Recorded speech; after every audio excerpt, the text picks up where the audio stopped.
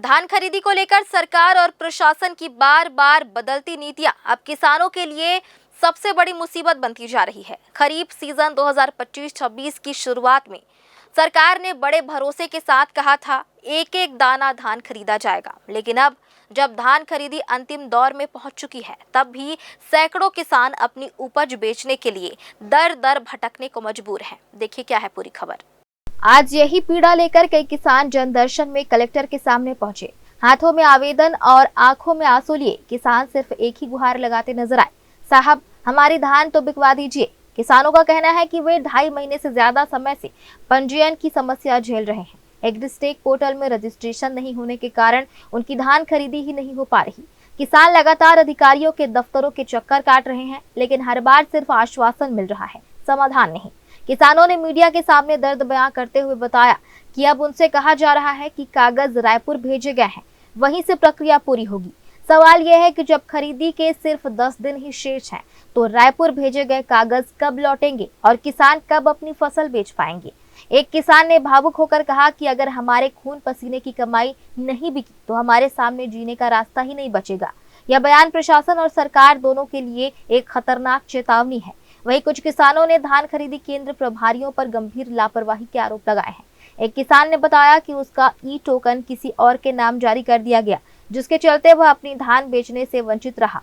System की खामियां और कर्मचारियों की लापरवाही किसानों को मानसिक और आर्थिक रूप से तोड़ रही है। 2.5 महीना हो गए वहाँ जमा करे हैं साहब, मस्तूरी तहसील में और टिकारी समिति में। अभी तक ले कुछ कार्रवाई नहीं हुई सर। और वहाँ जाता हूँ बोलते हैं, फिर वहाँ जा ले तहसीलदार बोलते कि समिति में आता हूँ तो फिर तहसीलदार यहाँ भेजते, और वहाँ ले फिर जाके मैं आवाज जाही करता हूँ, लेकिन कुछ कार्यवाही नहीं होती। फिर आगे यहाँ ला के बिलासपुर में खाद्य विभाग भेज दी साहब। खाद्य विभाग में जब तो लेटर बना के भेज दिए हैं, रायपुर बोला थे, अभी तक कुछ नहीं। और धान के समय है, अभी तक ले नहीं हुए साहब। बोलते पंजीयन कैसे नहीं हो पाए? मॉड्यूल बंद हो गए हैं, ऑप्शन नहीं खुला थे, सब डेट अभी निकल गए। और कई वही बीच में एक ही खेत है साहब मात्र। कतेक दिन हो गए कर पर भटकत? एकर पर भटकत करीब में 18 तारीख के लिए भटकत हूँ साहब, 18 नवंबर ले। गरीब छोटे परिवार के हैं, 1 एकड़ है, मही भरण पोषण करने वाला हूँ। हमारा कर्जा में भरपूर मात्रा में डूबा हूँ साहब। अब ये नहीं मिल पाई तब तो आत्मदाह करे के सिवाय मोर पास कोई रास्ता नहीं है साहब। मेरा धान नहीं बिक पा रहा है। मैं भीमपुरी जूना पारा उसमें बेचता हूँ, मैं मंडी में, सोसाइटी में आदिवासी से। धान नहीं बिक पा रहा है, ये क्या है, मेरा ज़मीन नाम तो मेरे नाम में है और साल बेच रहा हूँ मैं।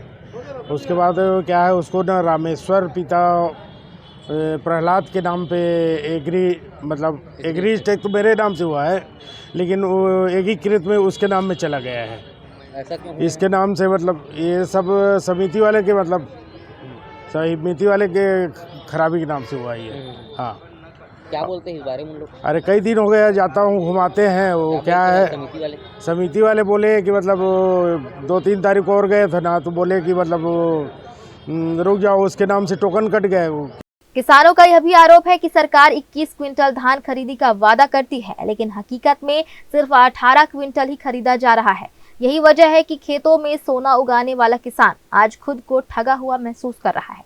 अब बड़ा सवाल यह है कि क्या सरकार और प्रशासन आखिरी वक्त में किसानों को राहत दे पाएगा, या फिर यह धान खरीदी भी सिर्फ घोषणाओं और वादों की भेंट चढ़ जाएगी। किसान सड़क पर है, जनदर्शन में है, और अब सबकी नजर प्रशासन के अगले कदम पर टिकी है। ग्रैंड न्यूज के लिए कैमरामैन गोलू कश्यप के साथ भारतेंदु कौशिक की रिपोर्ट।